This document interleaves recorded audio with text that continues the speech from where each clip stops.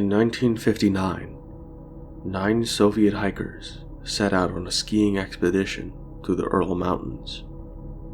They never came back. Weeks later, their bodies were found scattered across a snowy slope known as Syakhl, or Dead Mountain. Their tent had been slashed open from the inside. Some were half-dressed, barefoot in the snow. Others had massive internal injuries with no visible trauma. One was missing her tongue.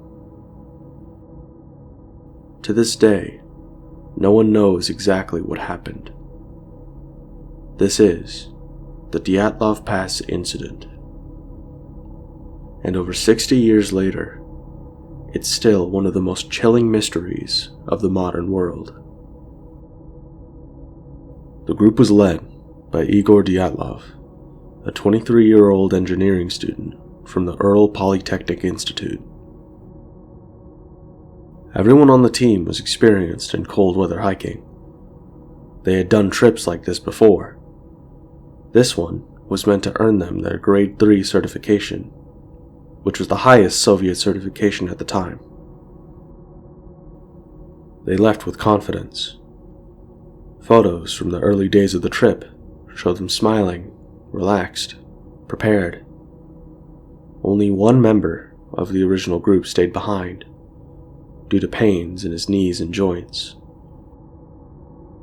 But on February 1st, they made a fateful decision to camp on the exposed slope of Syakhl, rather than push forward to the forested area below. They had lost their direction due to the increasingly difficult weather conditions. Why they decided to set camp on the slope is still unclear. That night, something went very wrong. After 20 days of waiting, there were no communications made. This caused the relatives of the group to demand a rescue operation. On February 26th, search teams eventually found the group's tent. It had been sliced open from the inside. Clothing, gear, and supplies were still there. Footprints, some of them barefoot, led away from the tent and into the woods. 2 bodies were found near a tree in their underwear, next to a small fire. 3 others were discovered between the tree and the tent, as if they had tried to return. The remaining 4 were found months later buried in snow in a nearby ravine. Some were partially clothed in garments that appeared to be taken from the others. The condition of the bodies added more confusion. 6 died of hypothermia. The other 3 were killed by physical trauma. 2 of the bodies had missing eyes. 1 had a missing tongue. Another had missing eyebrows. There was no sign of a struggle. No animal tracks. No avalanche debris. Just silence. It was originally claimed by Soviet authorities that a compelling natural force was responsible for their deaths. There is no single agreed upon explanation, but several theories have been considered. The first is an avalanche. This was the official explanation given in the reopened investigation back in 2019, with a conclusion in 2020 that an avalanche forced the hikers to leave their camp. It would explain why they left the tent quickly. But the slope had only a mild incline, and search teams reported no signs of avalanche debris. The tent was also still partly upright.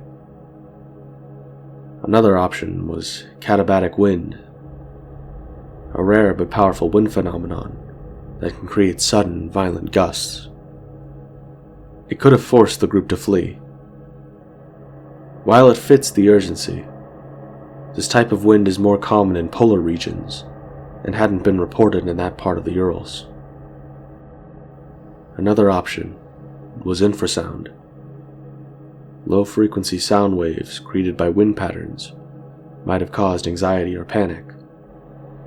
This is based on a theory by researcher Donnie Akar, but there's no physical evidence that such a phenomenon occurred that night. Another theory is military testing. Some speculate the area was part of a secret weapons test.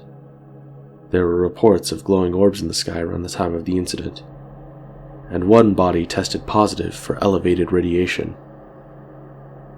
Still, this evidence is limited and inconclusive. More extreme theories include animal attacks, escaped convicts, or even paranormal events. However, none are supported by credible evidence.